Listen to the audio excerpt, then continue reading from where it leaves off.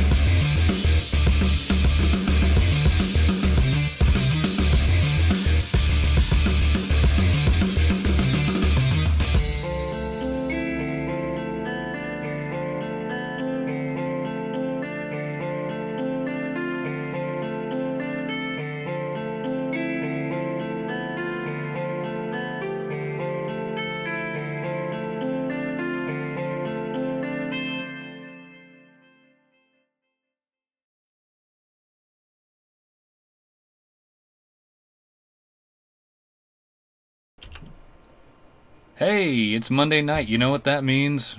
We're live. Well, Yeah. I love how we're just in the middle of a conversation, and then all of a sudden you just break out to, "Hey, it's Monday night," and then we're live. That's how we do it anyway. It's like those half conversations they do on Saints, except not even planned. Like, like backwards. It's Yeah. backwards because they do it the opposite way. Yeah, exactly. It's after you go live, but we're before. We gotta switch up somehow. Yeah, we'll figure something out. So, hey, it's Monday All at right. 6 o'clock. I have beer. What are you drinking, pub? Or are you drinking anything? A rum and Captain Morgan rum and Coke. I said that backwards. Oh my! That's a good I haven't pick. had that much, but here we are.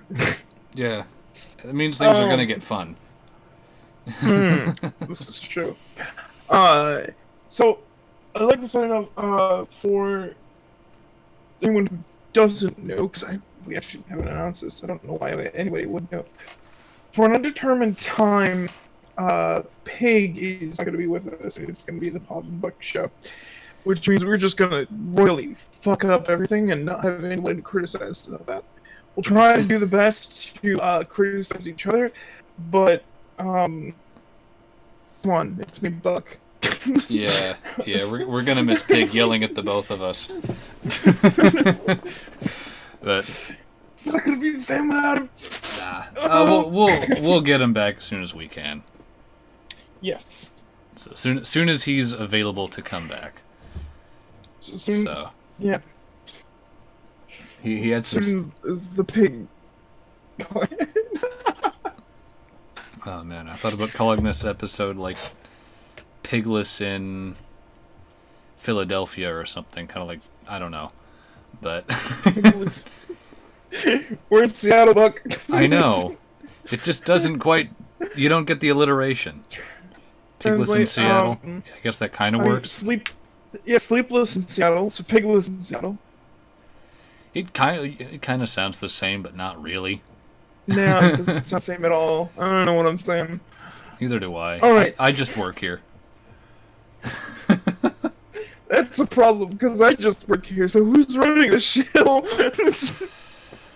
Sober me runs the show. Drunk me, he lets the show do what it wants.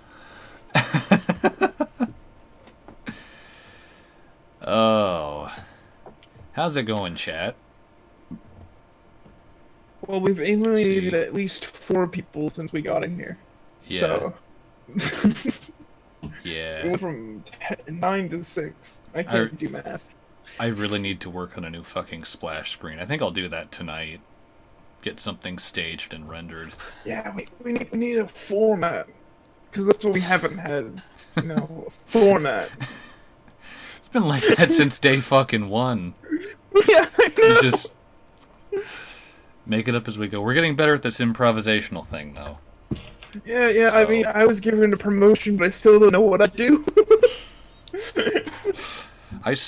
I co-founded this podcast, and I have no idea what I'm doing. We're just 2 guys in front of a mic on the other side of the peninsula. Yeah, exactly. With beer. With Or whatever alcohol we can get our hands on. Okay, bottle caps. Get in there. Alright. So, shall we So, yeah. Let's just get into it. Let's make it awkward. Let's just make like Philly D and get right up in there. Are you gonna see Hello Beautiful Bastards, or should I, like... Nah, we'll get sued if I do that.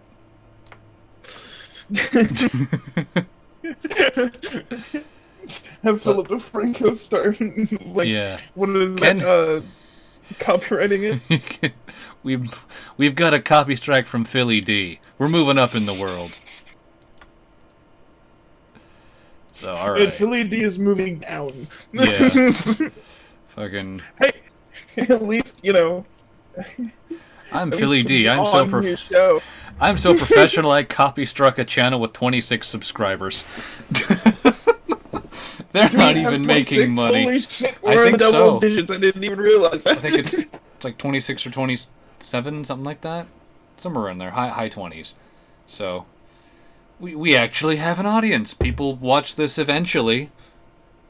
I almost asked what low 20s meant. No, high 20s. Let's just move on. Alright. So, the man you were seeing before you claims that he is 4% black after a DNA test and sues for minority status. This was a gem since we talked about fucking Elizabeth Warren last week, how that's been going down. I found this was like, oh my god. And it's gotta be pluralist, right? Yeah, it's gotta be pluralists. Gotta be them woke centrist journalists. Wouldn't be proper otherwise. Some of them. Oh, I'm a certified black man. Okay. Um, he looks more Seattle Italian. man. I mean, anyway, I think it's just the old wrinkly face. That's just what it is. I mean, something like that.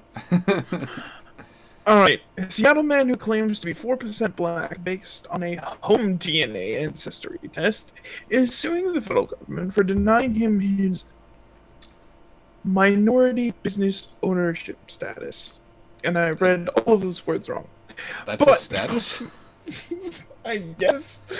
Ralph Taylor, identified as Caucasian until 2010, Wow.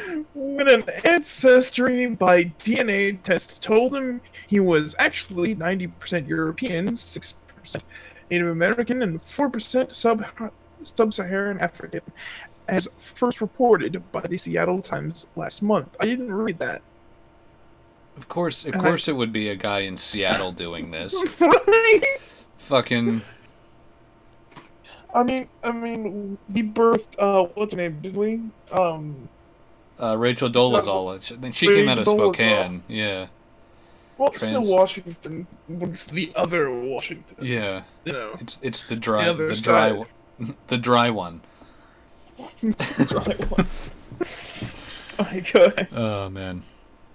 Last November, armed with the test results, the 55-year-old insurance agent updated his birth certificate to reflect his newfound identity.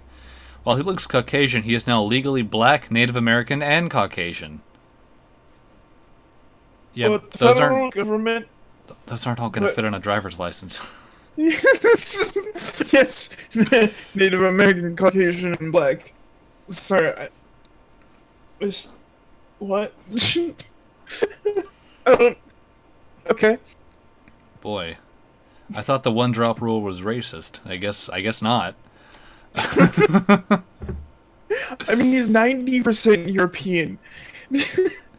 That's still less white than Elizabeth Warren.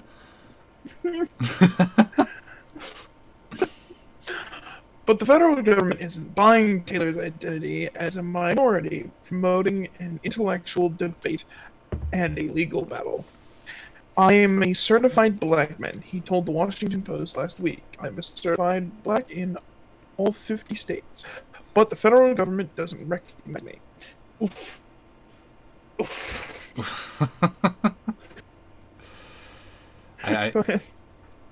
I don't even know what that means.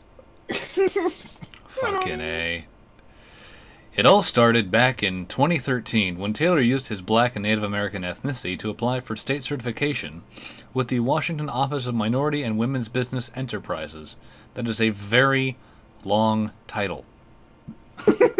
Wow. Yeah, and wait, hold on. And women's business enterprises. Yeah, so he's also a woman.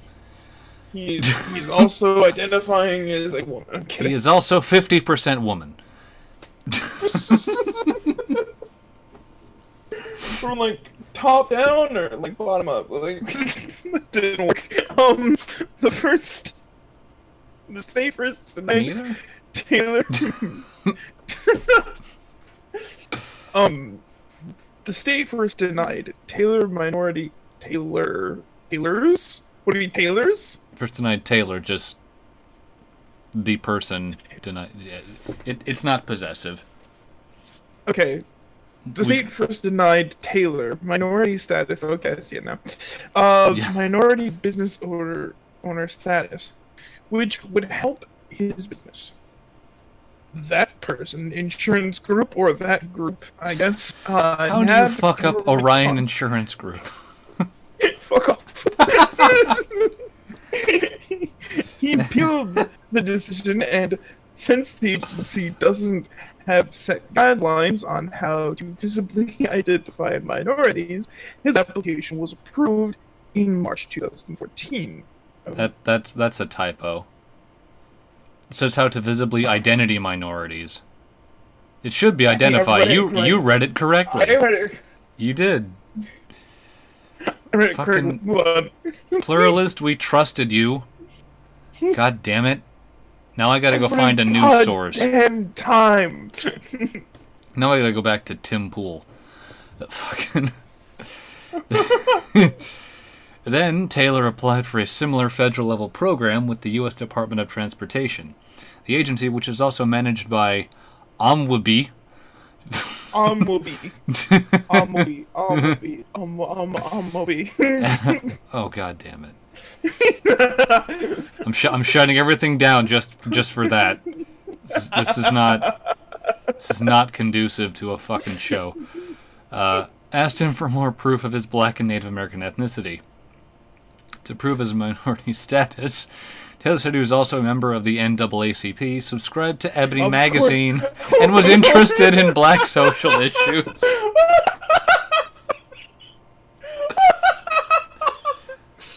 I'm Spanish. I went to Madrid once.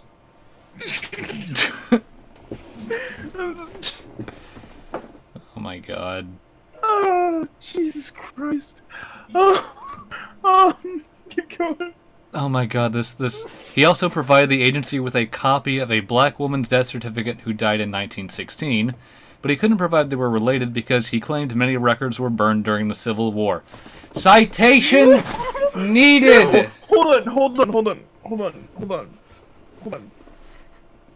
She died in 1916. Yeah. But many records were burned in the Civil War. Well, there were Civil War vets who lived into, like, the, I think early 40s, or, like, late 30s, I think. Yeah, but you don't think that there would be any proof between after the Civil War and 1916? Yeah, that's weird. Right? That's just weird. Like, it's the Civil War. I'm like, what? Taylor also couldn't prove his Native American heritage because, according to him, being Native American was unacceptable in the Blue Ridge Mountains of Virginia back in the day. Back in what day? What? Okay, this time he was rejected. It is nonsensical for Mr. Taylor to claim that he has encountered social and economic disadvantages due to a heritage he was not aware of until the DNA test conducted in 2010. I think that's completely reasonable. No, yeah, it is. That's a completely reasonable statement. I'm a minority That's now. that's what this is for. It's for people who are visibly okay. The Omwabi employee wrote in a letter, according to the Seattle Times. Oh my god. This dude. This dude. After the rejection, Taylor decided to sue, arguing that it's inconsistent for a state-level program to consider him a disadvantaged minority, but not a federal-level one. States' rights! Yeah, well, okay, so that's not inconsistent. That's not really states' rights, but... That's not even inconsistent. That's how things work. Like, but alright. Keep going. God damn. The lawsuit against Washington State and the federal government, filed in July 2016, is currently pending with the Ninth U.S. Circuit Court of Appeals. God, why can't I read today? It argues that the government system to determine who is a minority is impermissibly vague and could result in arbitrary and capricious decisions. No, if he wins the suit, then it becomes impermissibly vague. That's true. It's just not a fair... Of course it's not a fair system, Taylor told the Post. Hopefully what comes out of this is that the system is broken. You're claiming... You're admitting you have no case. You've just admitted that it's like, well, I have no proof. I'm just going to claim the system's broken. I'm going to prove it.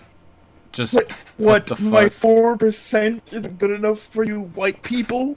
No, the 4% isn't good enough for the other black people, apparently. Well, Jesus. While the Office Minority and Women's Omwabi Has not been reading out that thing. It's so fucking long. Has not commented on the lawsuit. Former spokesperson, this person. No, the fucking typo in this Seattle- sentence. Wait, is that says told? it says Tiold. Tiold. Tiold. The Seattle Times that the agency decides who is a minority on a case-by-case basis. Did you just read that? No, you didn't. No. We work really hard. To be fair, nothing is just black and white. He said, "Yes, Yeah, like this guy. it is." He's a mixture of both, apparently, in some percentage. Taylor's case God. presents a complex dilemma on how race is defined. No, it doesn't. And how the government agencies decide who should get aid because of their minority status. I would argue he's mixed race, if anything. No, I wouldn't even argue that. He's 90% European. No. At least mixed race would be a more plausible thing than just saying I'm black. Tim Pool doesn't walk around saying he's Asian.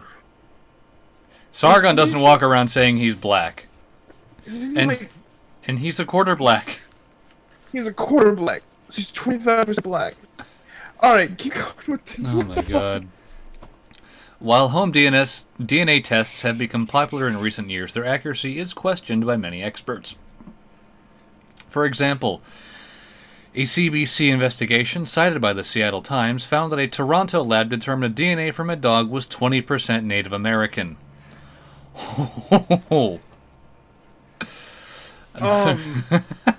Wait. Hold on. Wait.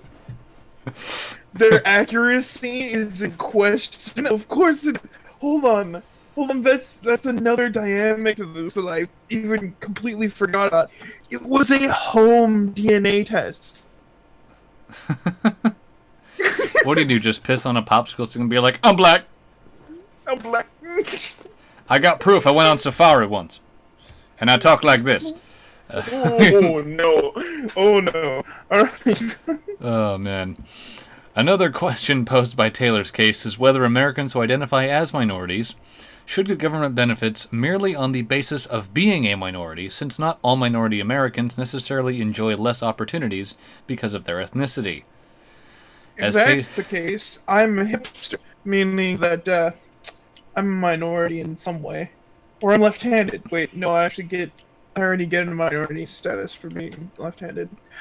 Yeah, you don't. Well, wait, scissors are ambidextrous. Never mind. As Taylor told the Post, Michael Jordan's son would be considered as disadvantaged under the current. What? What? What does that have to do with you? Hold on. Michael Jordan's son would be considered as disadvantaged under the government's current guidelines. No. Hold on. What? Not necessarily. We talking? Michael Jordan. Hold on. And you're Michael like, he has a Jordan's son? No. I'm going to look this up because I'm 100% sure that his son is not that like. Fucking Yeah, Jables in Jeffrey the chat. Jordan. Yeah, right. By Elizabeth Warren standards, Rimsky is black. Alright, fucking fuck. What? I'm posting this in show construction. Okay. This is who he is claiming is just as disadvantaged. Oh, this is gonna be good.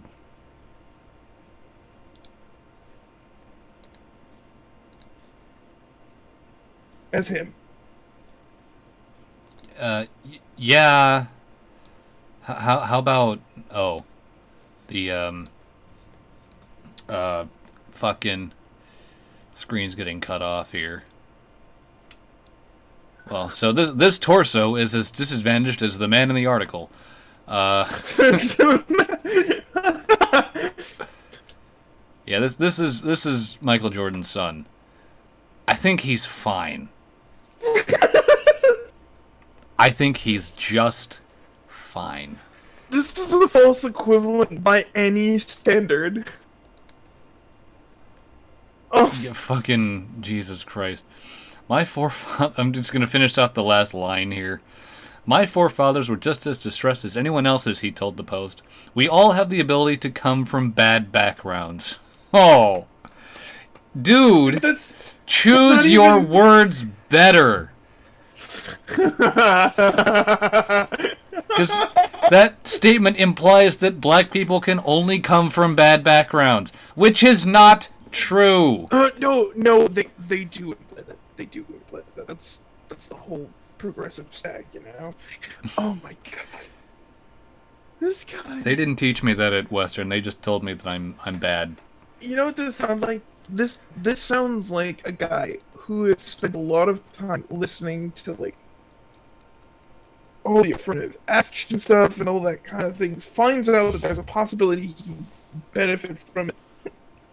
He's just and trying just goes at it. He's just trying to game the system. Yep. Oh. This guy. No. Yeah, your skin's kind of tan-ish, but Slightly, like I said, like Italian 10. well, Not even.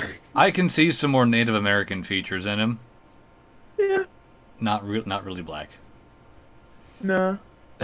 No. He. Most people who would see him be like, "Oh, dude, that dude's white. That's a cracker right there." Ooh, I shouldn't say that. Oh man. Okay. So. Yeah. We have a slightly twist on Rachel Dolittle story. Yeah. Elizabeth Warren 2 Electric Boogaloo. Fucking. God damn it. Alright. So, next article. So that is the NPR article. Trans Yes, this has people- been in the news today. Yeah. So trans people say that they won't be erased as Trump administration moles defining sex. I don't know, that sentence confused me. Oh, this is something I've thought about quite a bit. So, alright. I'll kick things off here. Okay. So, this is from NPR by Laurel Wamsley. That's such an English name. Yes, very much so. Wamsley. Bonsley. A memo that has reportedly been circulating at the Department of Health and Human Services aims to narrow the federal government's definition of sex under Title IX, a change that could leave transgender people without a number of the legal protections that have become standard in recent years. The number reported by the New York Times has not been released publicly. NPR has not seen it, and the HHS says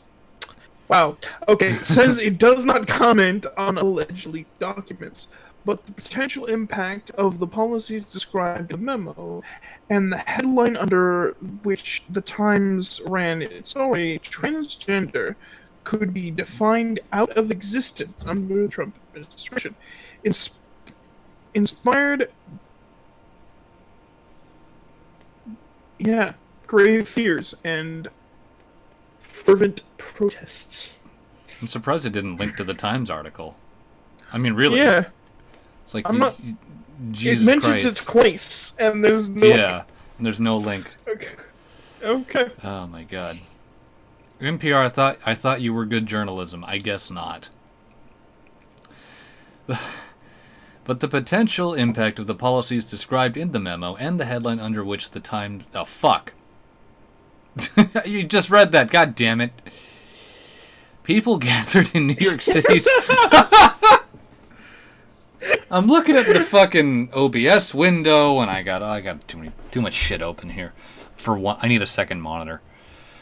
You, Jesus Christ. Oh my god. People gathered in New York City's Washington Square Park on Sunday evening to to rally for trans rights, and protesters on Monday rallied in front of the White House holding signs that declared, "We will not be erased." Many... Okay, well, like, we will not... alright, keep going. I'll hold my comment. Okay. Many trans people began posting photos of themselves to social media using the hashtag "won't be erased." "We're here, we're loud, we're not going anywhere, hashtag won't be erased," tweeted the National Center for Transgender Equality. Yeah. Yeah, no. Those, I'd like to hear what the memo actually says. Right? A link to the memo would have been good, too. Oh, yeah, you know, that would have been nice. The Times reports... Yeah, okay, hold on. Is this a link to it? I can Yes, scroll. this is... They finally put a link to it. After all these fucking tweets. God, some of the fucking tweets just... They hurt to read. Yeah, that Times article is long as fuck. Jesus.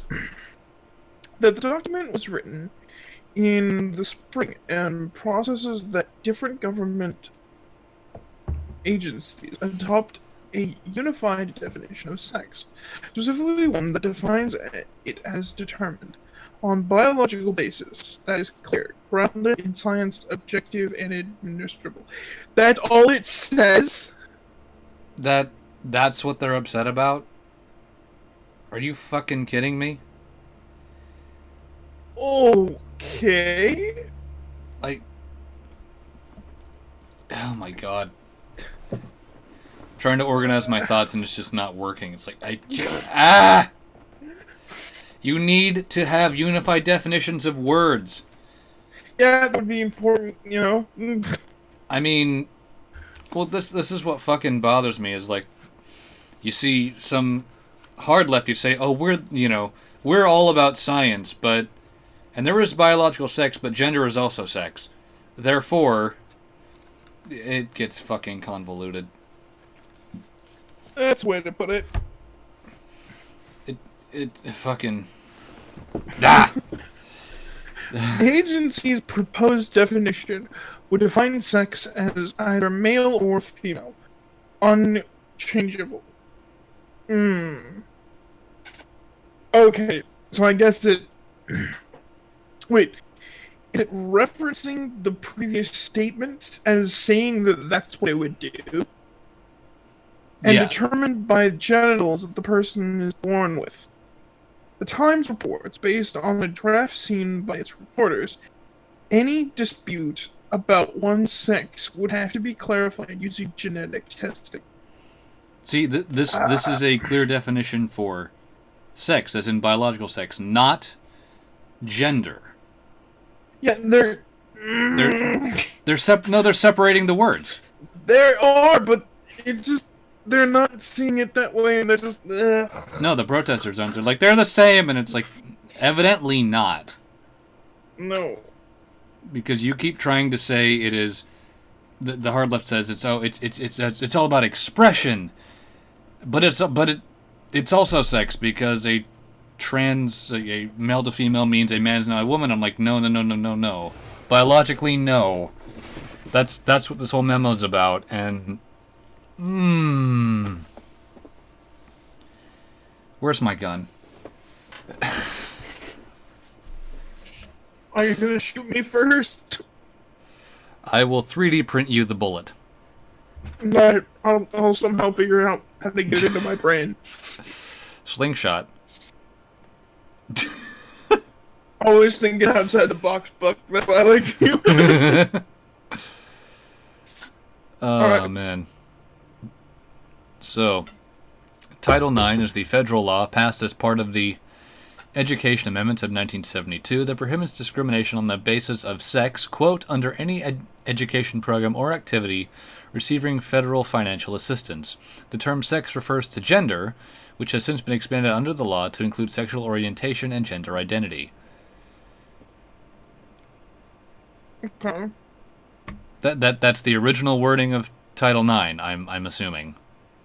Mm-hmm. That's the only way I could read that. I mean, you can't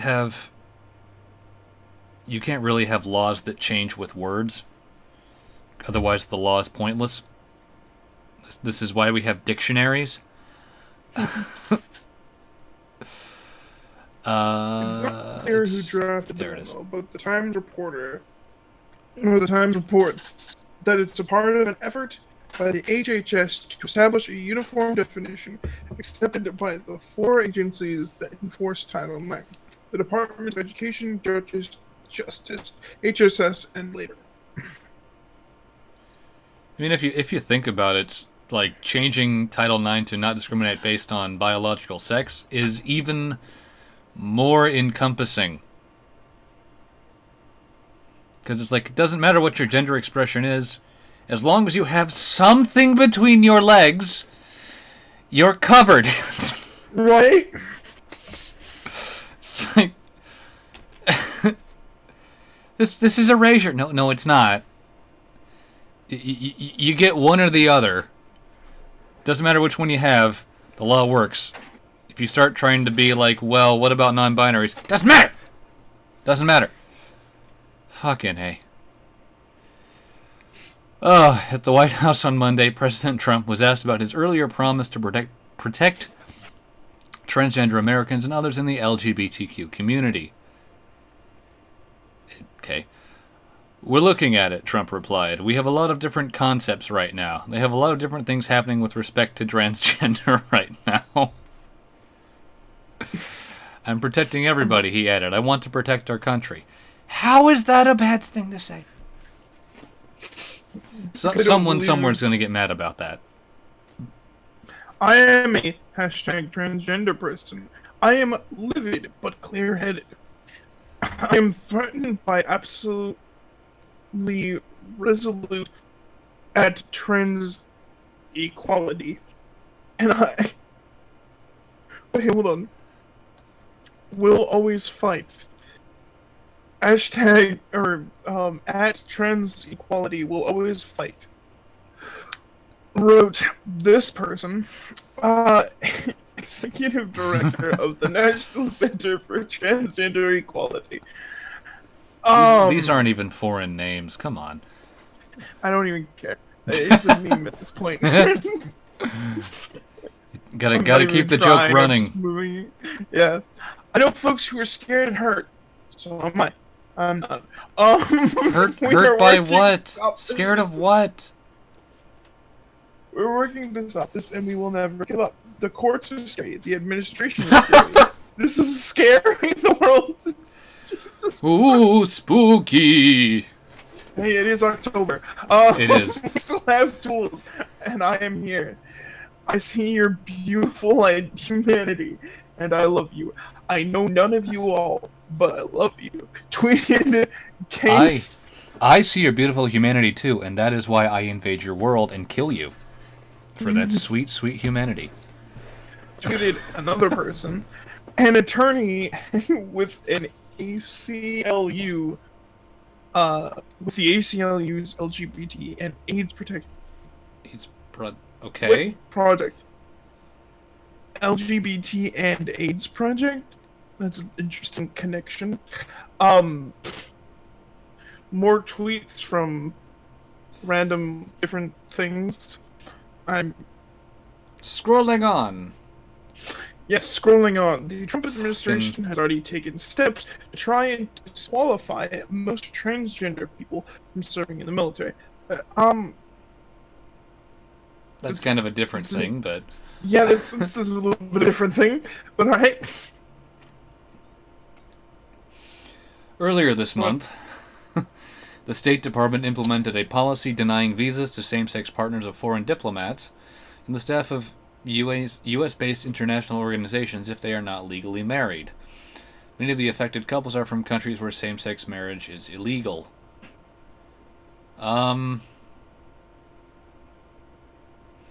That sounds like a protective measure. Wait, hold kind on. of, Let's but let's not reread really. this paragraph. Earlier this month, the State Department implemented a policy denying visas to same-sex partners of foreign diplomats and the staff of U.S.-based international organizations if they are not legally married. Many are affected couples. Many of the affected couples are from countries where same-sex marriage isn't legal. I It, feel like that's not just a protective measure. I feel like that's just like a lapse in. well, that's really weird because marital status shouldn't affect visas at all.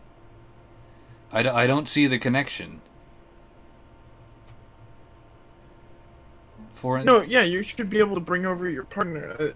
From what I know, if you are legally bound to someone, like you can legally prove that this person is your wife, then you could bring them over on a visa with you. well, that Um, that's all well and good for hetero couples, but when the last line, many of the affected couples, not companies, couples are from countries where same-sex marriage is illegal. Uh, would the would these other countries deny access at that point? I mean, I don't know. I mean, if you're a gay couple, you do not want a vacation in Saudi Arabia. I can tell you that. right. But I don't know. I don't know. I don't know how it works with foreign diplomats.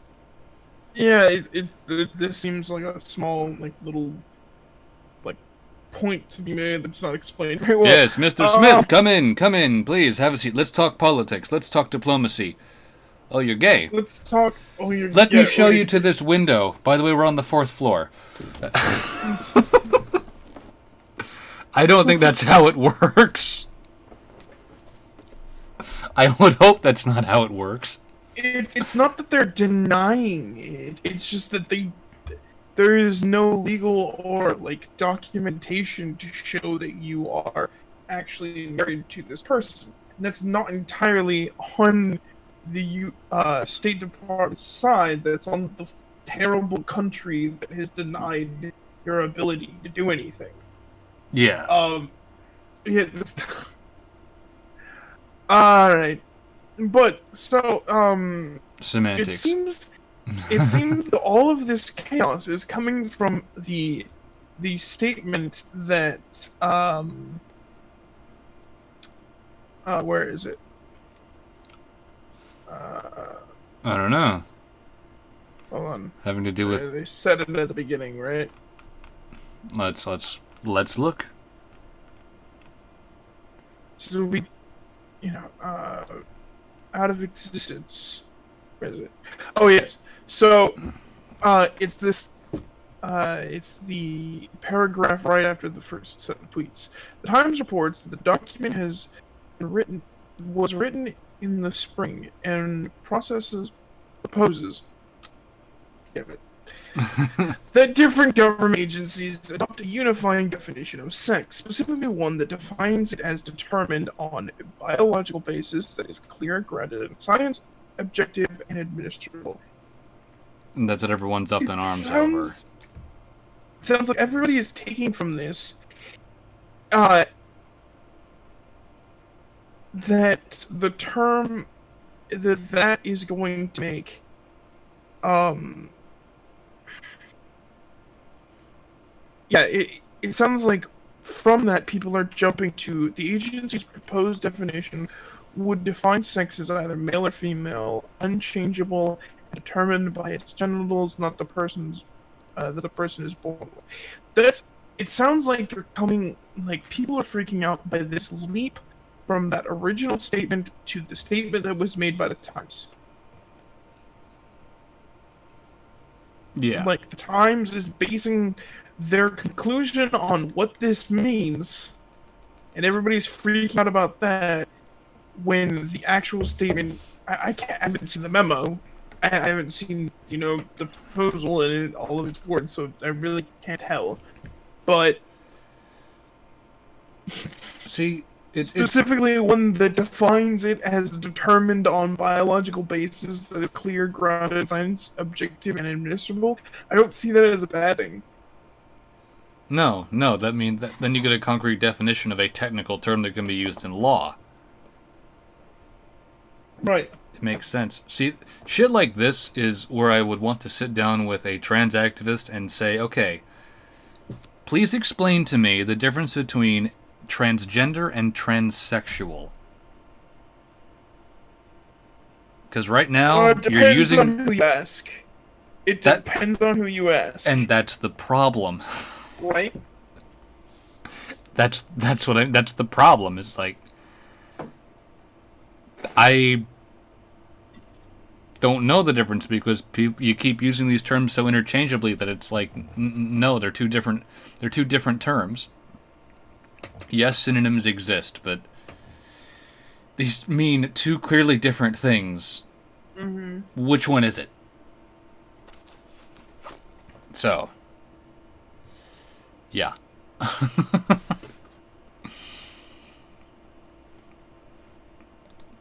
Shall we move on to the next one? Yeah, I think my head's hurt enough from this. Right. I've only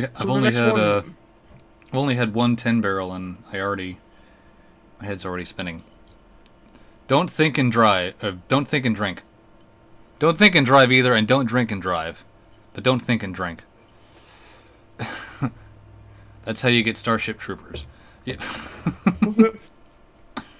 Was that a Freudian slip there, Buck? I don't know. I mean, I try not to think while I'm driving. I just try to focus on the driving. But isn't she thinking? Huh?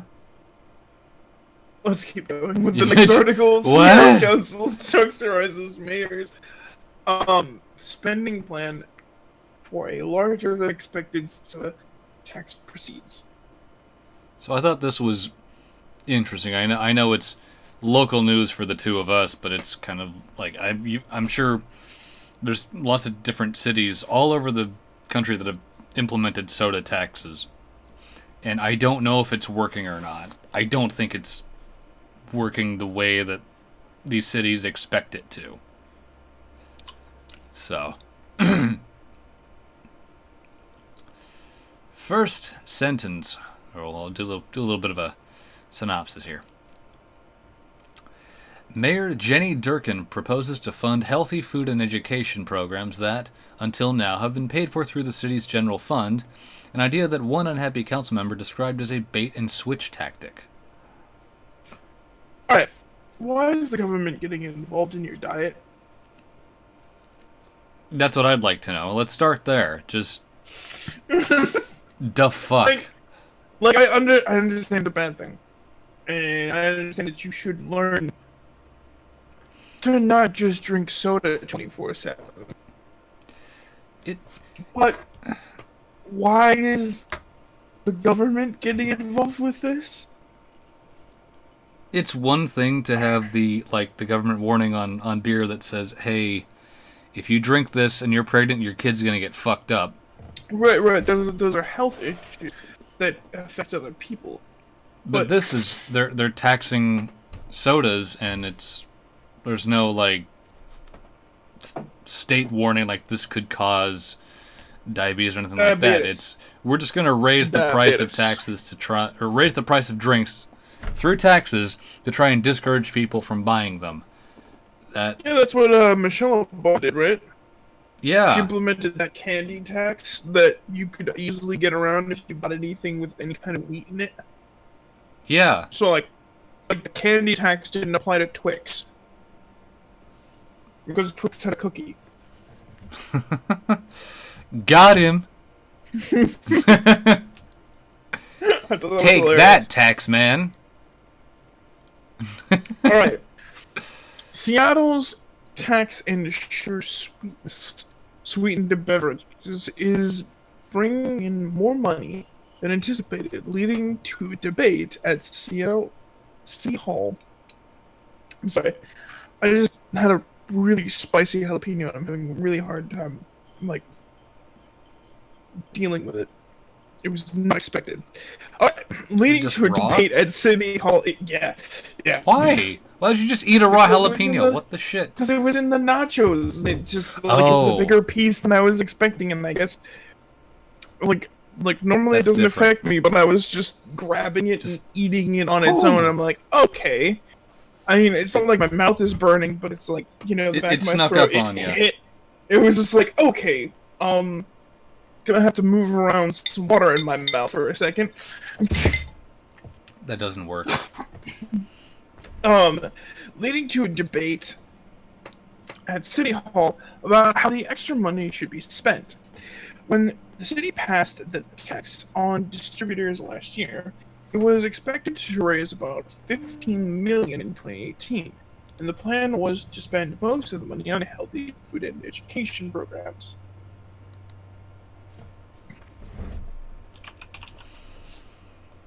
Oh. Of course it didn't work. But the tax drummed up more than $10 million in its first 6 months, starting January 1st, so the city now expects to collect $21 million per year. Mayor Jenny Durkan wants to leverage some of the extra money for other purposes. Which is fine. I mean, hey, if the tax is bringing in more revenue, that's a good thing. Right. I mean, it's a good thing for the city. It's not a good thing for my wallet, but, whatever. Right. But my point is the intention for this tax was to make a certain amount, and it was going over that certain amount, which means it succeeded. And the intention was to decrease how much people drink soda. I'm like, that's a horrible reason to you don't tax marijuana to make people smoke less weed. It doesn't make any sense. To be honest, it actually sounds like that's not what happened. People didn't decrease the amount of soda they bought. It's just they say it stayed the amount. People drink the same amount of soda, and they got more money out of it. Yeah, that's what it kind of sounds like. What happened? Yeah. Looming over a revenue discussion, the questions about the impact of tax, which proponents said would discourage soda consumptions. A state initiative on the November 6th ballot, backed by the soda industry, would prevent other cities from adopting beverage taxes.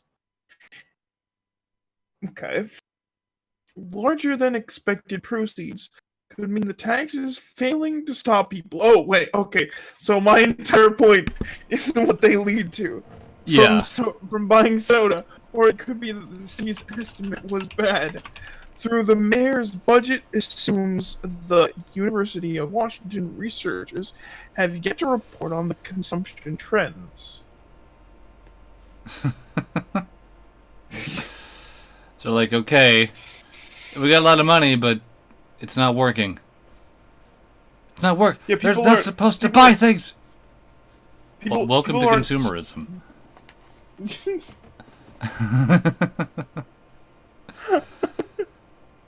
Oh man, let me line this up on. Okay, there we go.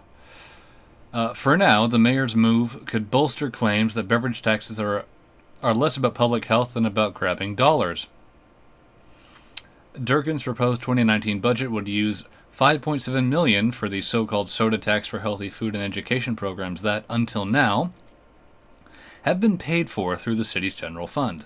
That would free up $5.7 million in general fund money to help balance her overall budget, which boosts spending on transportation, police, and homeless services, among other needs. Yeah, isn't there a ton of other shit that Seattle could be spending their money on? Like downtown, Yeah. Specifically that stretch along fucking like 2nd and Stewart there. Right? I don't need fucking the street that goes right through the fucking, ferry terminal. That could probably use a little fix up and not have to deal with. No. We're gonna spend it on convincing people not to drink soda. You kind of rolled a 1 on your persuasion there, Seattle. Good job. Some city council members reviewing Dickens' $5.9 billion budget are objecting to the swap. They agreed to pass the beverage tax of 1.75 cents per ounce, despite knowing that it would hit poor people the hardest. Oh, that's just beautiful. Fucking A. Partly because they thought all the money would be used to help those same people eat more healthy foods and access to education. Alright, you know. Okay. How Dear about you decrease Seattle, the price? people are stupid. Myself included. Or, dear Seattle, a burger at McDonald's costs $1. A just small clump of lettuce costs $1. Which one are they going to buy? I can buy $1. I can buy a fucking burger at Mickey D's for $1 or a bag of lettuce for $3. I wonder which one they're going for. Jesus At a Christ. budget committee meeting Monday, council member that person anger. Now it's out of spite at this point. Yeah. There's anger over what she described as a bait and switch by the mayor. Keep going. Juarez pushed last year for food banks in her North Seattle district to receive some of the soda tax money. With the tax raising more money than expected, food banks should see more support, she said. Which is fair. Right. I'm really disappointed, Juarez said. Councilmember Mike O'Brien also spoke out against the swap, arguing that the extra money should be used to help people more likely to buy sugary beverages and more likely... Wait. Mike, what did you say here? Arguing that the extra money should be used to help people more likely to buy sugary beverages and more likely to be hurt by such products. What? That's a weird conclusion. Well, how would you even do that? Is he saying that people that are more likely to buy sugary beverages are more likely to be hurt by such products, or are those two separate categories? Well, I'm just confused. The revenue should be going back into those communities. Okay, so he thinks if you buy fucking Coke on a daily basis, not the fun kind, you're going to be hurt by those products. It's the same case with cigarettes. And you don't see. Okay, smokers don't live together. Soda drinkers don't live together. Some do. You don't drive by the suburbs and see a sign on a neighborhood that says Pepsi fans welcome. Coke here. Yeah, we drink Coke here. This is a Dr. Pepper only neighborhood. God forbid you drive past a Mountain Dew fucking neighborhood. It's just every house is Call of Duty all day, all the time. Or Fortnite. Probably Fortnite now. Or it's like subjugated into like different subsections. This person likes Coke Red. Just like the more expensive side of it only likes the Baja Blast from like Taco Bell. What's down in that kind of shiny part of the neighborhood? Oh, those are the Diet Mountain Dew drinkers. We don't associate with them. Snooty, rich, thin bastards. I have five roommates. One of my roommates only drinks diet. One of my roommates doesn't drink any soda, and then I don't know about the other two. And I drink soda, but I can't drink that. So like, this would imply that we are a mixed household. Yeah. Just based on our soda preferences. So based Okay. based on the fact that one of you doesn't drink diet, or that any of you drink any sugary beverages at all, your entire neighborhood is at risk of diabetes, and therefore you need more money. To buy more soda. No, don't buy soda. Don't buy soda. That's what these people are saying. Don't do it. Yeah, but- Why do you keep doing it? We raised the price. What are you doing? But I like it. Alright, we're going to give you a shit ton of money. Don't buy this. Well, that means I'm going to buy it. Fuck you. All right, I'll buy. Members. I'll buy all the things I need for the month, and I have all this extra money. I guess I'll go buy soda then. Some council members said they want more information before deciding what to do, and O'Brien said he understands the mayor has reasons for building her budget the way she did, notwithstanding the swap, but the budget does increase support for certain food and education programs. Okay, she so was I don't get what the rest of the city is mad at, what the rest of the council is mad about, because it sounds like she used the general funds to fund all these different programs, and then went, oh shit, we have all this extra money I hadn't counted on, and now the rest of the council is like, well, why didn't you spend that money, dude? It hadn't come in yet. Seattle, are you banking on spending money you don't have? This is Seattle. Yeah. This is Seattle.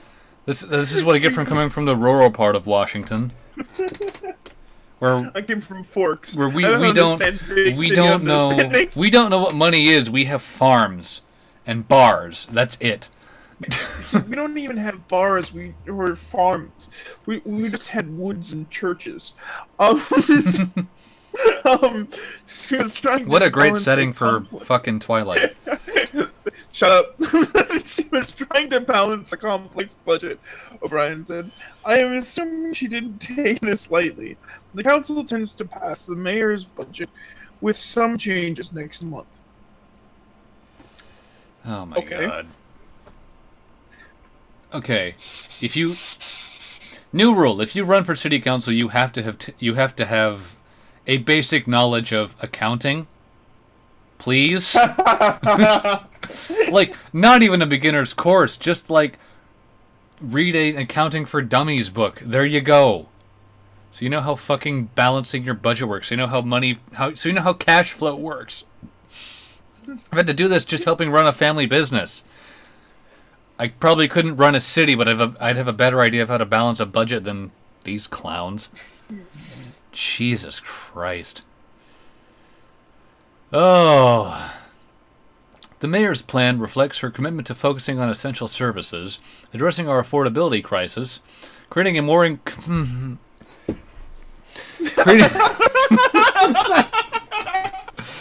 creating a more inclusive Seattle, and investing in a city of the future, Durkin spokesman Mark Prentice said in an email. Okay. This is...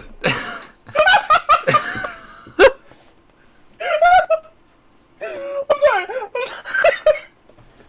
Okay. Alright, keep going.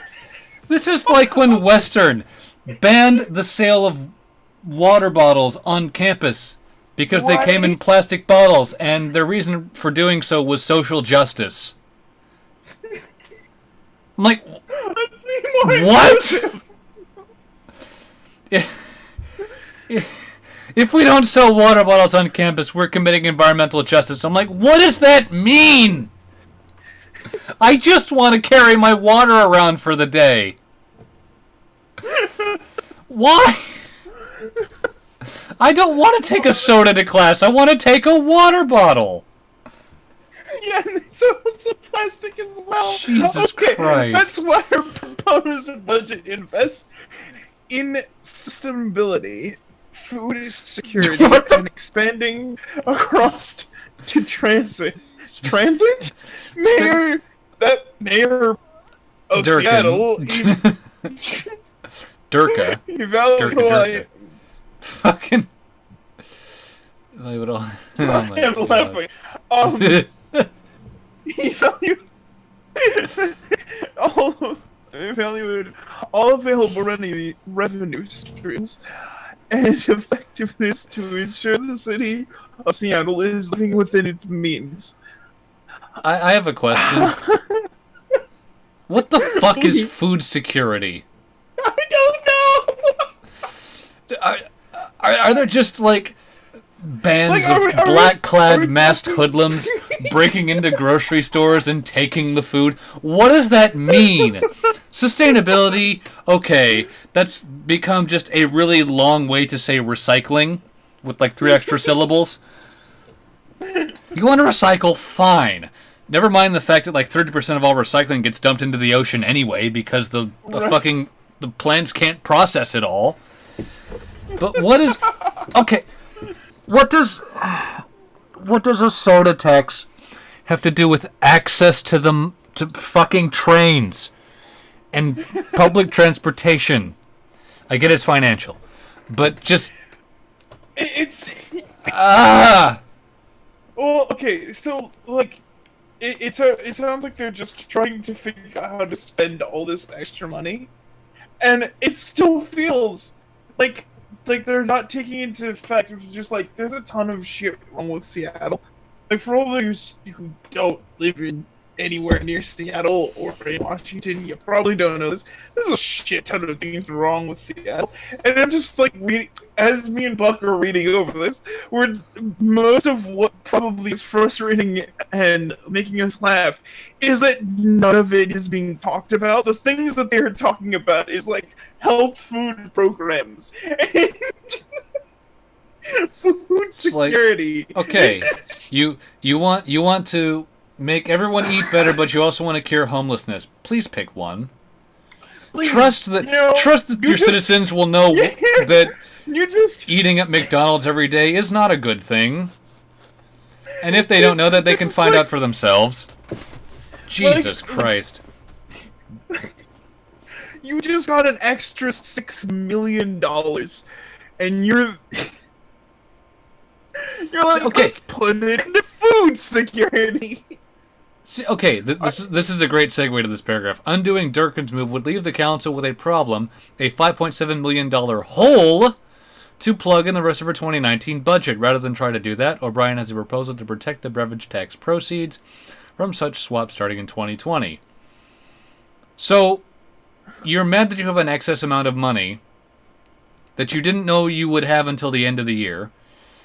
And they're like, we need to undo it. We need to, that extra $6 million we can spend, get rid of it. Throw it into the ocean. It's like, what?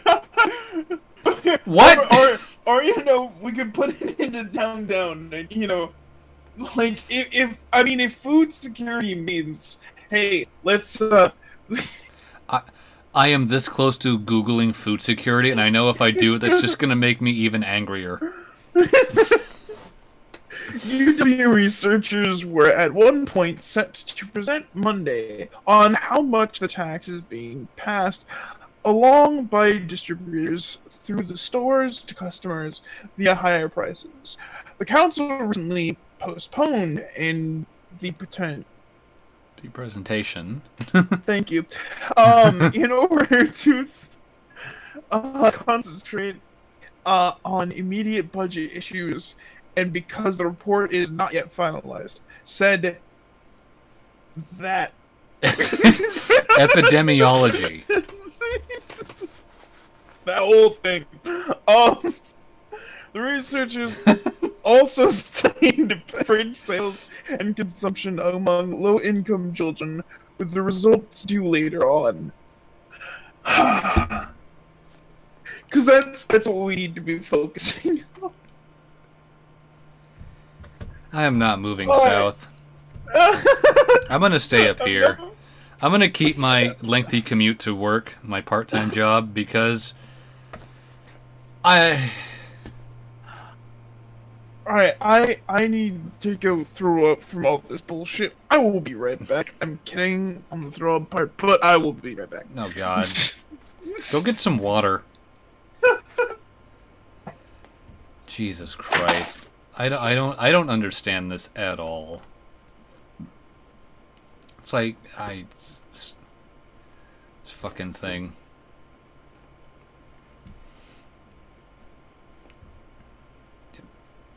Spending money for large than soda tax proceeds.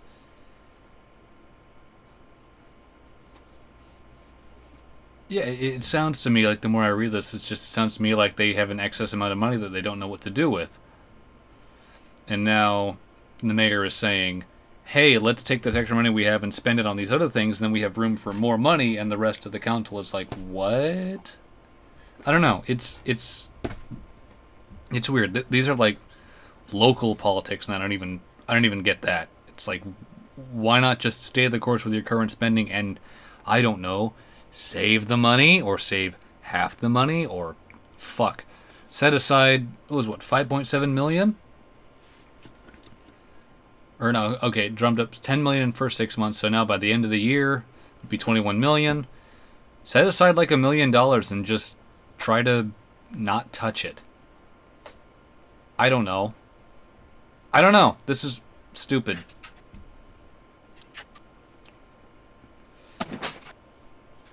Fuck, what are they even mad about? If it drummed up 10 million in the first 6 months, 5.7 million is half of that. This article has me so mad. It's like the city council can't understand basic arithmetic. It just sounds like they're mad they made money. they're like, what the fuck are we supposed to do with an extra $6 million? What? Well, it made 10 million. It made 10 million in 6 months. Right. Only in the first 6 months. So the mayor just wants to use about half of that. So it's more like an extra 5 million. But still, that's like, yeah, they're just mad they made money. It's like, we're not supposed to do that. It's like, no.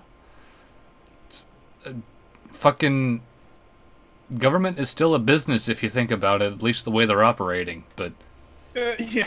Oh my god. With taxes at least. Yeah. Oh man. Alright. Well, I think that's enough of two Seattleites fishing over something that is only has to do with Seattle. On to our next article, which is again for Pluralist. Yeah, we like them. It's one that I had to ask Buck to prove me that it actually was a thing. And honestly, I wish it wasn't. I really wish it wasn't. But this has been confirmed by outlets like the BBC, New York Post. Not always credible, but point being, more than one outlet is reporting on this, therefore I know it is at least confirmed.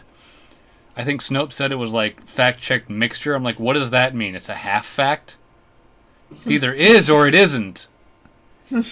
What? It exists or it doesn't exist. What is your point, Snopes? Supreme Leader Snopes. Tell me. Fucking. I thought we were doing that article.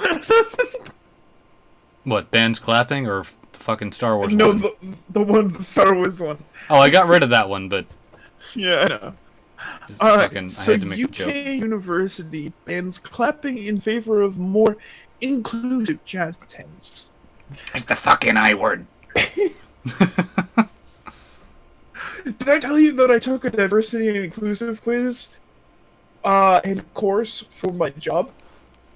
Oh god. Yeah. I'm so sorry. It was hour long. Were you paid? And I got yeah. Thank God. Yeah, no, there was no way I was doing it off hours. Fuck that shit.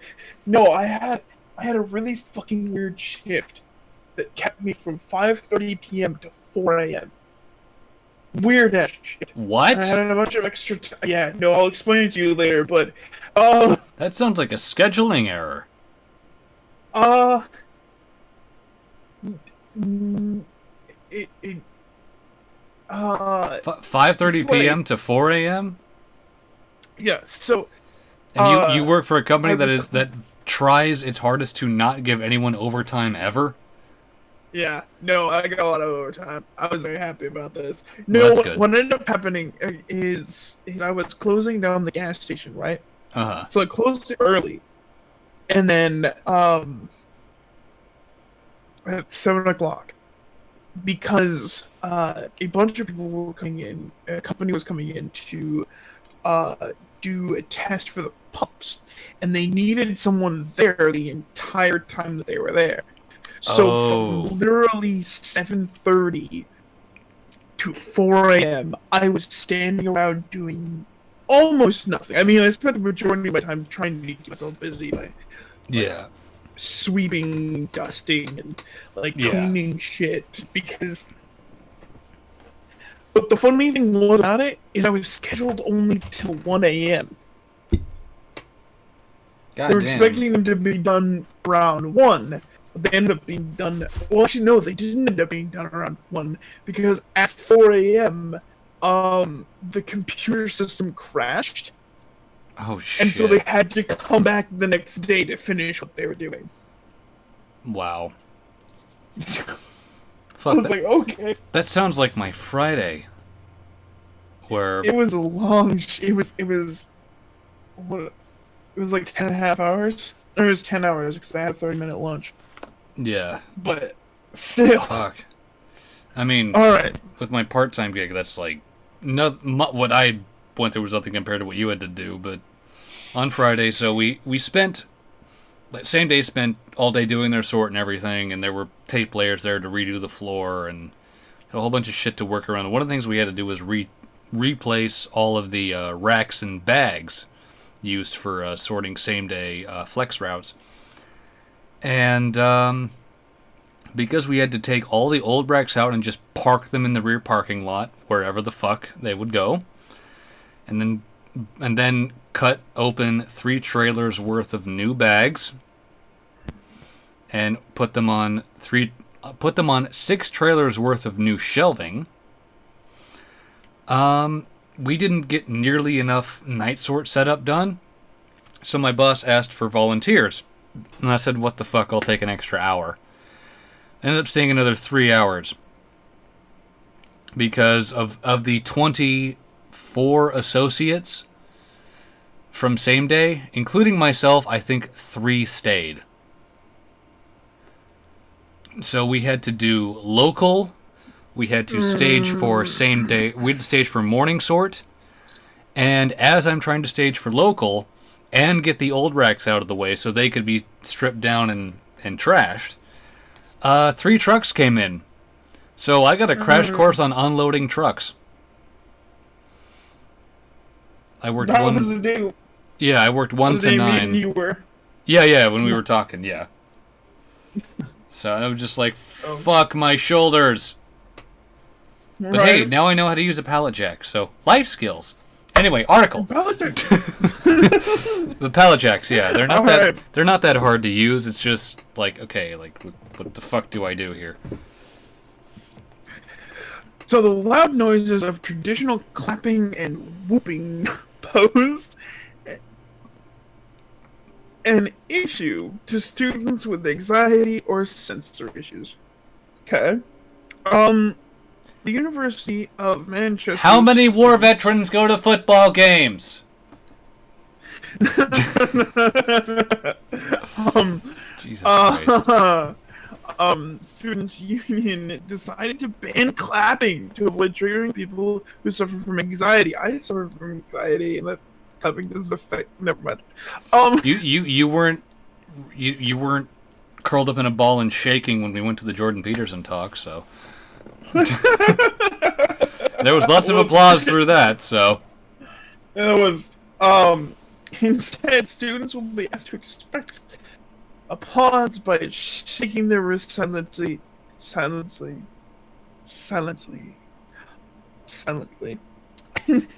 also known as jazz hands. I'm sorry, what? To express plaudits? I'm sure that's a word, but I have never heard that phrase used before. Neither have I. I would hear applauds. like express applause. Applause. Plaudits? Are they like pundits who just tell you you're doing good? Except that's not a pundit, that's a sycophant, but... English University Students' Union voted to ban clapping, cheering, and whooping during the first Senate session of the academic year on Thursday, according to the newspaper.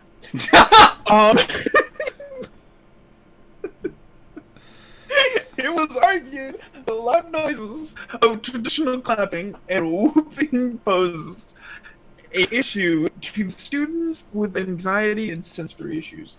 The student newspaper reported last week. What, fucking 0.01% of your fucking student body? They probably don't come to these damn events anyway. Probably not. BSL clapping. Wait, what? British Sign Language clapping or jazz hands would be more inclusive form of expression. Are you telling me that deaf people have a different sign for applause than clapping? Because I'm going to go out on a limb and say no. Pretty sure they get the general concept. But alright, keep going. I work with deaf people at my warehouse gig. I mean, he's got an implant, but I'm sure if he can't hear anything, but he sees people just slapping their hands together, that means something good is happening! Jesus Christ. Oh my god. I'm gonna shoot myself. And this is fucking English news too. Oh my god. This fucking title would look great in a gulag. Liberation and Access Officer. Sarah Khan, the student behind the, quote, Making Senate More Accessible motion, told the BBC the ban encourages an environment of respect at the democratic events. Now, I've heard some arguments for this. The only legitimate one being, when you start applauding while someone is talking, you cut them off. That's a fair assessment. But at the same time, if you're giving a speech and people start applauding, you know to stop. And let the applause happen. Because you said something good. Because people can hear you. Quote, I think a lot of the time, even in parliamentary debates, I've seen that clapping, whooping, talking over each other, loud noises encourages an atmosphere that's not as respectable as it could be, she said. Have you seen Parliament compared to U.S. Congress? I would watch Parliament all fucking day. Yes. Because they do things! Not always good You things. clap your hands in Congress, the Sergeant-at-Arms drags you out of the fucking gallery. I think a lot more time, even in parliamentary debates. I just read that.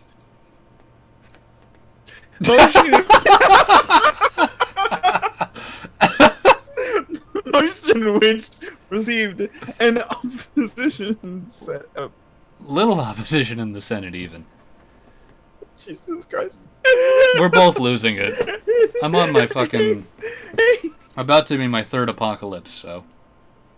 I think about 5 shots in now.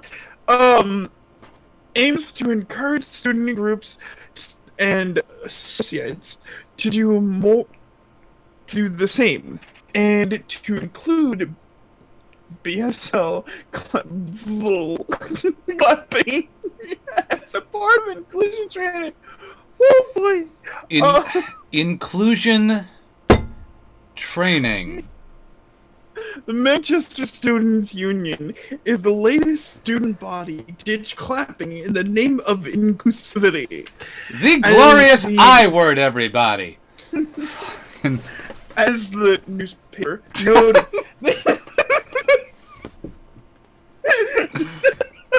the National Union of Students knows. News. switch to Blue. Back in 2015, I'm sorry, I'm having too much fun reading these. You and me both. News, Just putting news messages of in the chat to make sure it's not dead. It's dead. I killed it a long time ago. Yeah, an hour Sorry. ago. Yeah, apparently. News of the clapping ban has caused outrage among British conservatives. Many, like UKIP London ambassador member, that person, determine the ban as an extension of snowflake culture. Okay. Moving on. If you can clap as loud as a gunshot, I'll be impressed. I will. I'll be legitimately impressed. Like, goddamn, how hard did you smack that kid? Yes, we're clapping with people's heads now. Yeah, that's how you do it. It's American style. You find a child. You go, okay, time for the applause, kid.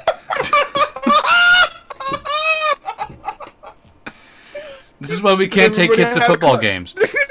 Does everybody have a clapping child with them? Good, get them ready, because this next guy Ready is your children! It's time for applause. Some have expressed concern.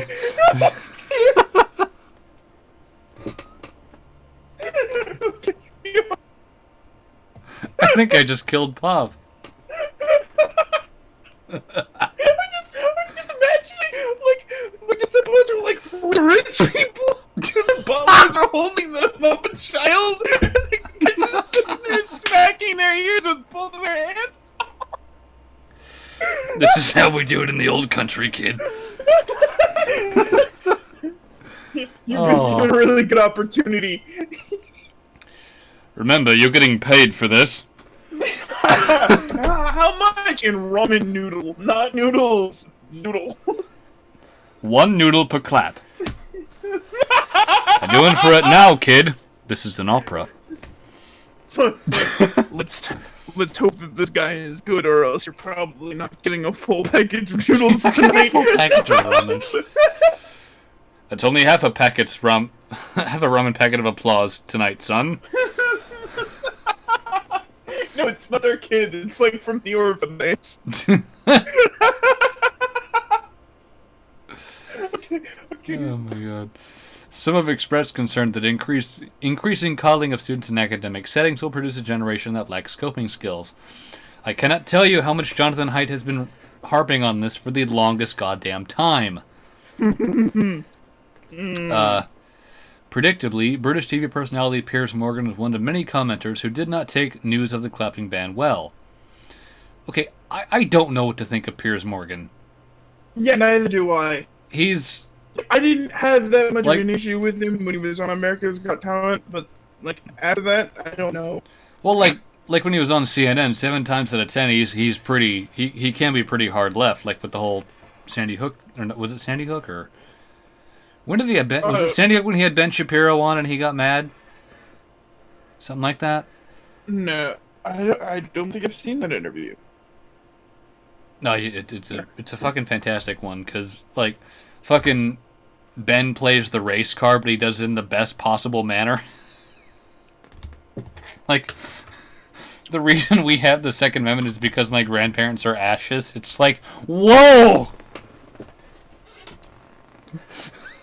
0 to 100 really fucking quick. Oh. Yeah, it's definitely the gun control debate. This was back in 2013. Yeah, that's the one. Many just got a laugh out of it. Yeah. I think a big... I like this tweet. I think a big round of applause for the University of Manchester Student Union for banning the repressive and racist act of clapping.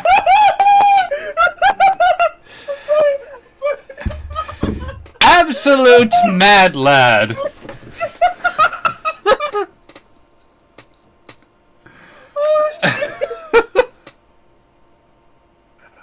Oh my god!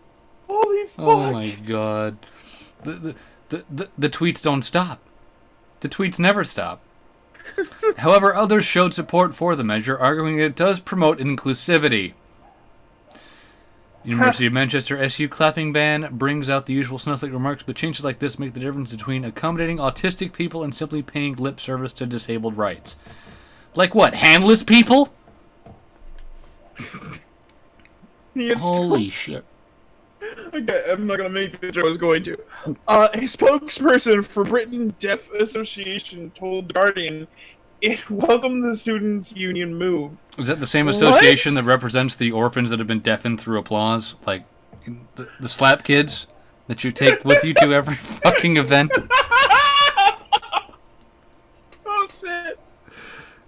For many people, sign language, also known, are also languages of necessity. Emphasize the right syllable, goddammit. And the access of access. The associate said. The associated said. Oh, the spokesperson. They should have just said They should have just said spokesperson, not associated. Fire your goddamn editor.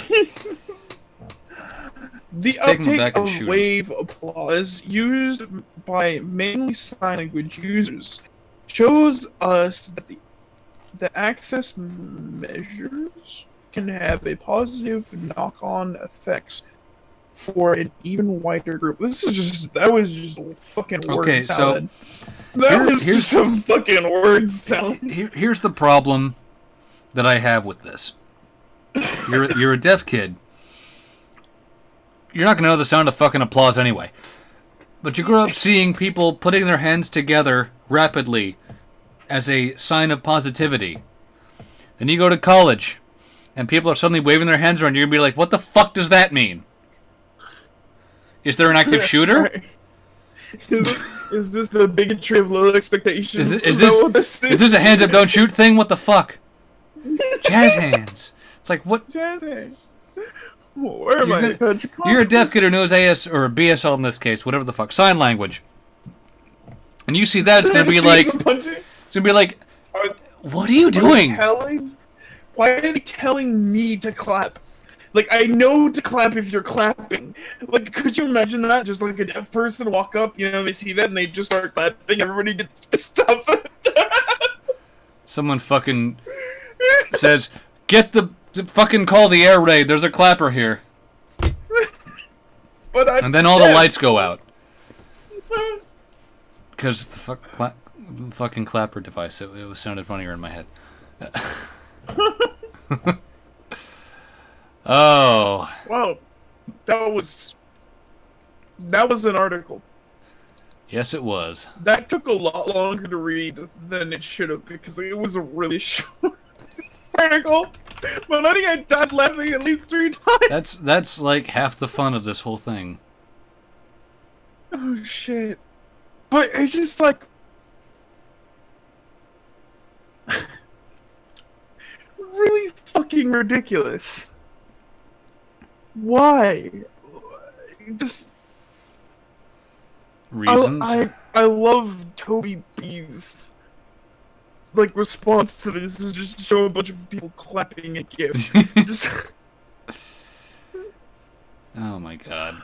Alright, so something that I forced Buck to agree to and What do you mean forced me to agree to? I was like, hey, we gotta talk about this because it's video games. It's video games. Alright, for those of you who don't know, there's a game series called Fallout. Made by a company named Bethesda. Bethesda is they didn't start it. Known for their bugs, but they're also known for not really addressing them very much. Okay. No. This is what Bethesda is known for. I'm gonna put this in show construction so you can see. But then I'll pull it up on the stream so everyone else can see. I think I have a meme that says, "Who let Bethesda program Florida?" And it shows a picture of a car, halfway into the road, it's just existing in the road. Bug feature. I get it. Here, I'll pull this up.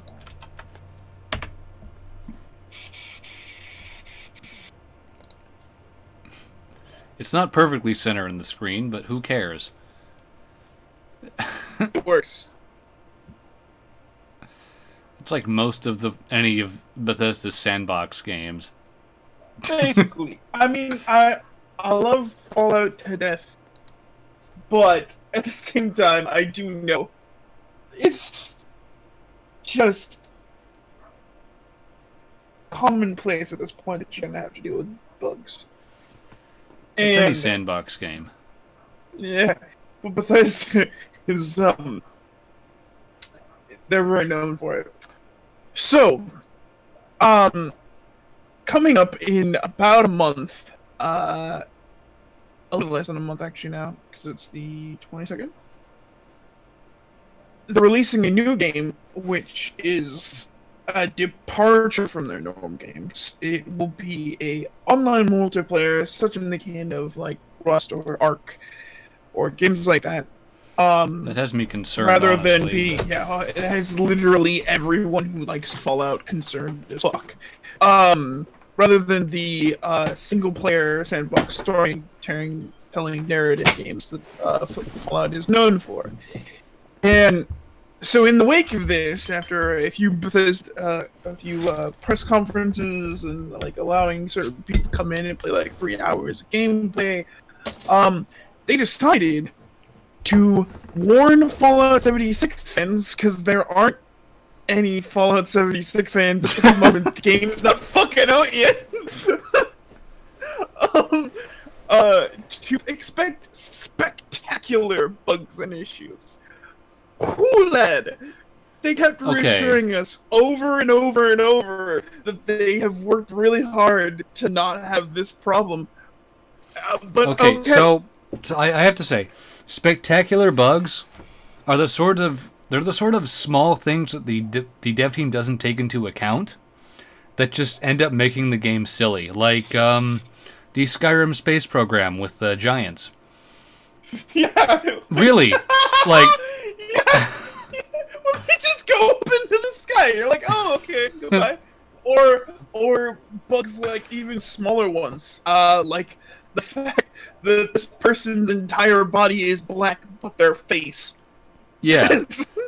Like they have a Caucasian face. Those are quote unquote spectacular bugs. Or the in Fallout 4, there was also one where like if you reloaded a game, there was a slight bug that would turn your face like brown, turn the age up all the way, and it was just like the face, the back of the neck, and the rest of the body was completely like whatever color you originally had it, but it's just like that face was the just, facial textures would get fucked up. Or the multiple times when then there's the game breaking bugs, like cannot talk to this NPC unless you finish dialogue with another NPC that wasn't supposed to cause that issue at all. That's the sort of, well, in my opinion, that's the sort of hazard of making a sandbox game. Like, there are some things you simply cannot account for because you're working with so many things. Unless you do beta, which they're trying to, which I thought they did already. No. The beta starts tomorrow, and they're doing it to Xbox One players first because gotta make that extra cash for being slightly exclusive to Xbox. I will not rant about that. But alright, in a note to fans, Bethesda calls Fallout 76 a starting line, not a finished game. And thanks them for continued support. Alright, in a warm note to fans posted on Twitter today, Bethesda described the decision to create an online-only version of Fallout very scary, and admitted having the same questions a lot of the fans still do. What exactly is this? The note also states that Fallout 76 isn't a finished game, but a starting line, and also warns that there's gonna be unforeseen bugs and potentially spectacular issues ahead for players. No, I'm hoping that just applies to the beta and not the finished fucking product. I hope so too. But with the inclusion of nukes, this is gonna be Yeah. glorious. Yeah. Someone I was talking to at PAX was like, how do you think they're gonna do mods? I'm gonna be like, they're not. Well, they keep saying they're going to, and that's actually, to be honest, out of all the issues that all people have with this game, that's my biggest issue. I So don't know why, but that's my biggest issue. I can only see. Well, I can only see client-side mods being a thing. Well, Like with Team Fortress 2. People have talked. Well, yeah, people have talked about the idea of kind of like a Minecraft type modding system where you join a server and you have to download all the mods for that server. Right. But let's keep going. Which is fine. My one. I'll just finish with this. My one question is, if they're paid, you've hosed the whole system. Because let's just say I buy. Yeah. Like hypothetically, let's say I buy an assault rifle skin. Say it costs $1. Whatever. Let's say I buy it. It's a mod. I buy it. I want to support the guy who makes it. Cool. Whatever. You try to join me. You don't have the assault rifle skin. We can't play together now. Doesn't work. Oof. Doesn't work. So, moving on. Just a lot of speculation, a lot of problems. Keep it Yeah. So, some we're aware of, such as areas where performance need to improve with lots of players. Keep going. You got. I'll explain later. Take a fucking lesson from Destiny. The note reads. Man. Others we surely don't. We need your help finding them and advice on what's important to fix. Like, I don't know, performance errors. We'll address all of it now and after launch. I don't think anyone's... To explain why I was laughing. Okay. So about 2 weeks ago, there was a press event done at the hotel in the hotel that's really prominent in the Greenbriers Hotel, and they let all of the games journalists and YouTubers who were invited to the event play 3 hours of Fallout 76. But they could only play it on an Xbox One X, and they could only play it at 4K. Which means that when they respond to, hey, the only places that are currently optimized are closer to the start of the game, not only are you like, oh, okay, that fucking sucks because that hardware can't handle complete 4K on everything, but that hardware cannot handle unoptimized complete 4K on everything.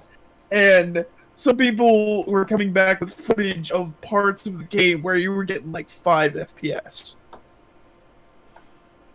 And it's just like... I get it's an early build, but this is what I'm...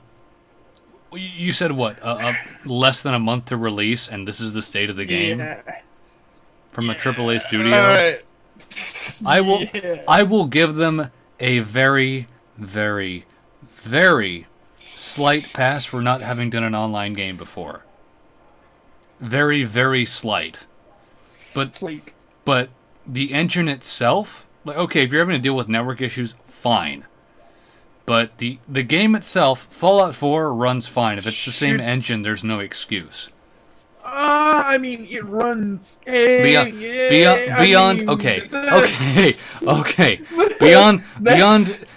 the standard constraints of the Fallout 4 engine. I mean, all right. I don't think anyone is expecting a bug-free performance from the beta. It's a beta, and all games, not just online multiplayer games, have their share of issues and bugs along the way.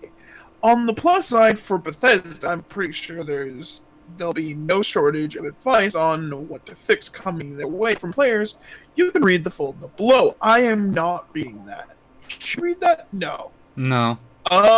No, that's the end of the article, so we should read it. Well, I mean, I can just talk about how there's been a lot of different things that are adding to Fallout 76 that are fucking up the established lore. let's not go that deep into They it. have We're kind of a laugh- casual right now, we're disregard for it, I laughing. know that.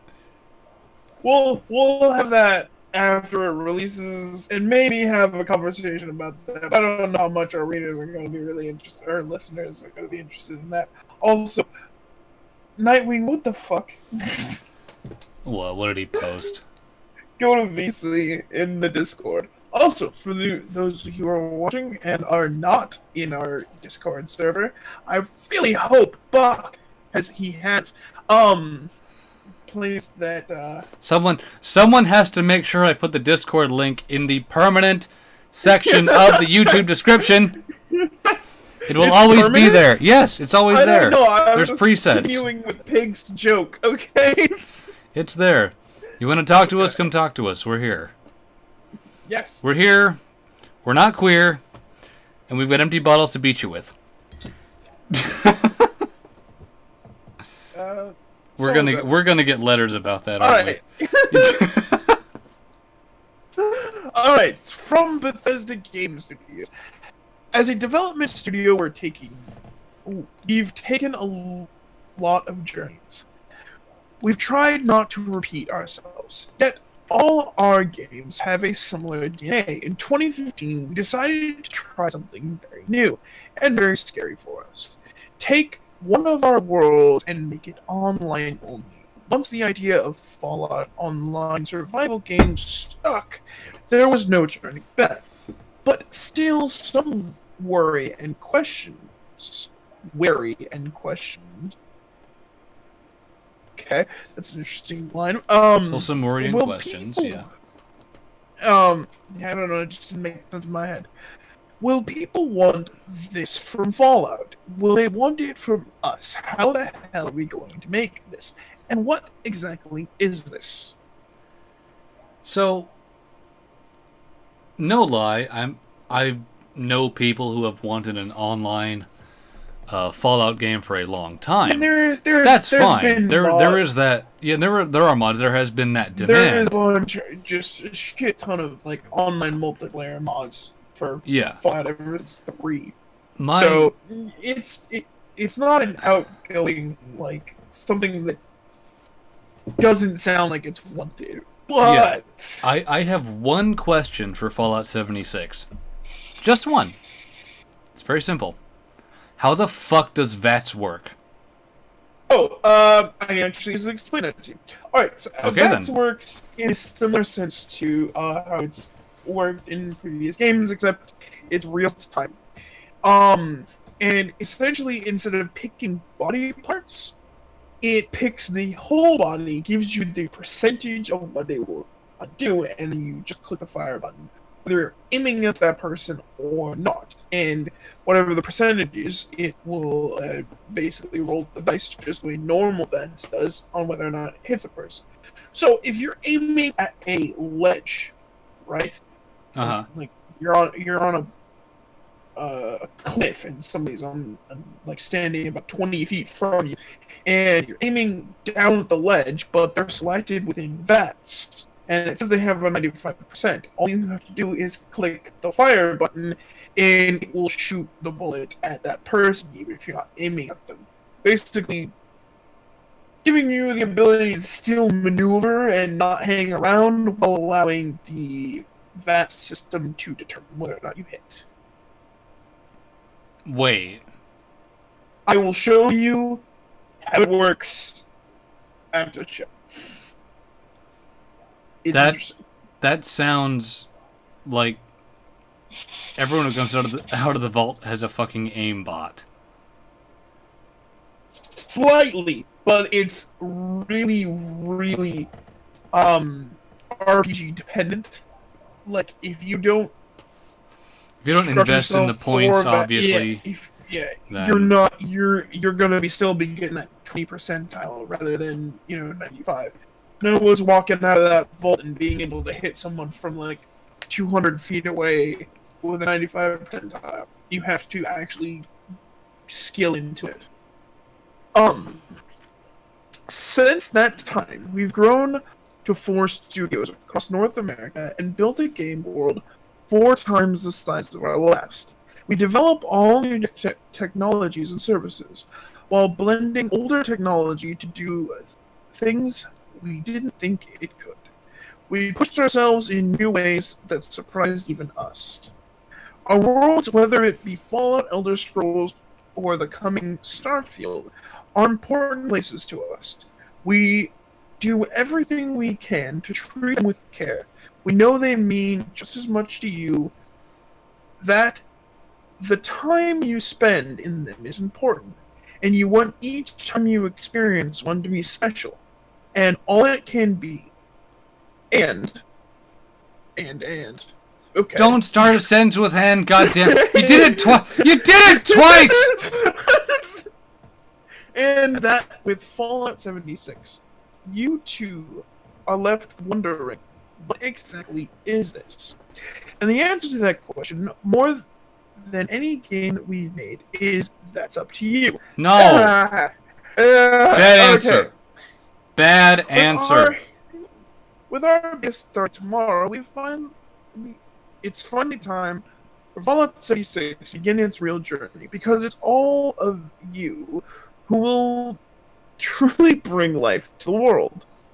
Usually, after years of development, we've finally finished, released the game, take a break. With 76, we feel that we have not finished. Oh boy. But reached a starting line where all new work begins. We all know, with the scale of our games and the systems we let you use, that unforeseen bugs and issues always come up. Given what we're doing with 76, we know we're opening everyone up to all new spectacular issues none of us have encountered. Some we're aware of, such as areas So where what you do performance there? needs to improve with a lot of players. What you do there is you drag some people over from Elder Scrolls Online and be like, "What the fuck is this? Fix it." Yeah, that's also another thing that I had a question about. Yes, they're two different studios. ZeniMax had their own studio to make Fallout Online, rather than use Bethesda Game Studios. But I mean, if they're running on similar engines, then you would imagine. they're I mean, not. no, they're not. They're Okay, not. then. They're running on a modified creation engine, so it's modified some of the code from the new Quake game. That's how it's being done, and from how they talked about it, it seemed like it was working. And from the 3 hours of gameplay that I was seeing, it wasn't badly implemented. It just seems like it has all of the same issues that normal Bethesda games do with their creation engine. Just add on top of that another person running around and jerking off. Yeah, that's my thing. Is like, how is that like? I said, how is that going to Yeah, work? Like with multiplayer, it's like, oh god. I'll show you a breakdown.